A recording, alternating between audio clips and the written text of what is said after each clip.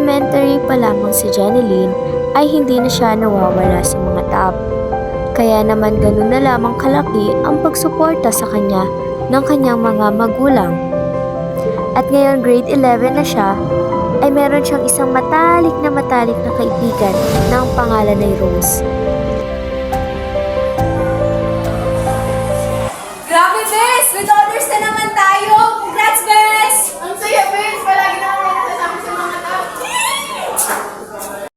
Promise mo sa akin, Bes, na tatapusin natin tong year na to na with honors tayo, para maging proud of parents natin. Oo naman, Bes. Promise yan. At biglang tumating sa buhay ni Jeneline ang hindi niya inaasahan.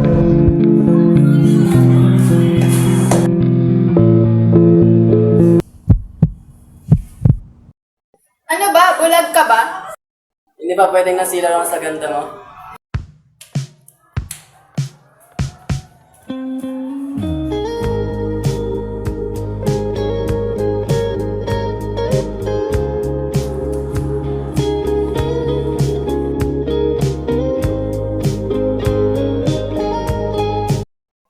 Ang pogi niya talaga. Hala, Bes, ang kabanggaan mo yung pogi friend ko sa iyo. Ha? Sino, Bes? Hala, Bes, nagchatcha sa akin. Tignan mo mo. Bes, dapat mas kilalanin mo muna siya. Malay mo, katulad lang din siya ng mga lalaki pinagchichismisan natin, di ba? Hindi nakinig si Jeneline sa kaibigan at pinagpatuloy ang pakikipag-usap sa nakabanggaan niyang si Josh. At makalipas lamang ang ilang araw na panliligaw ni Josh kay Jeneline, ay sinagot niya na ito at naging sila.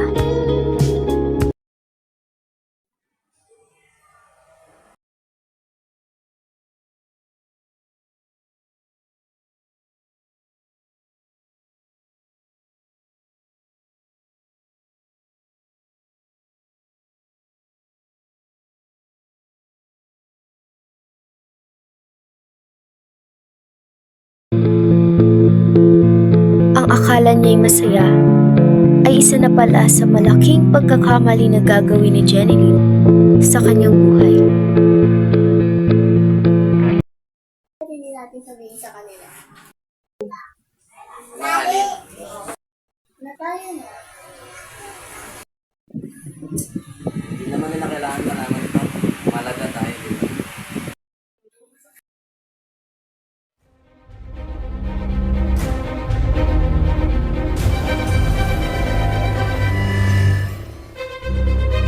Ano nang gagawin ko?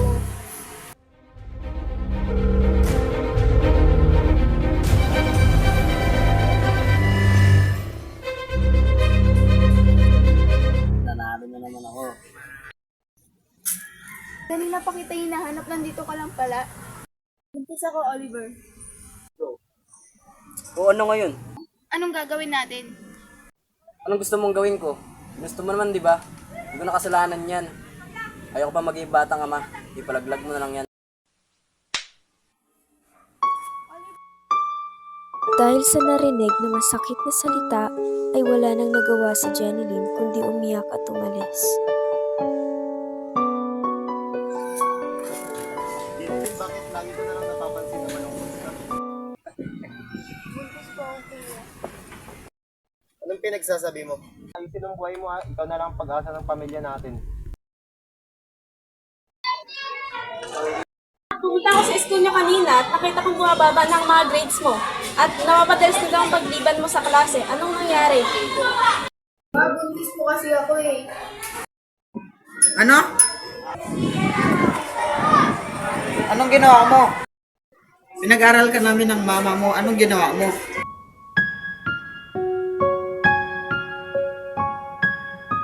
Makalipas ang 9 na buwan, ay dinalaw si Jeneline ng kanyang matalik na kaibigan.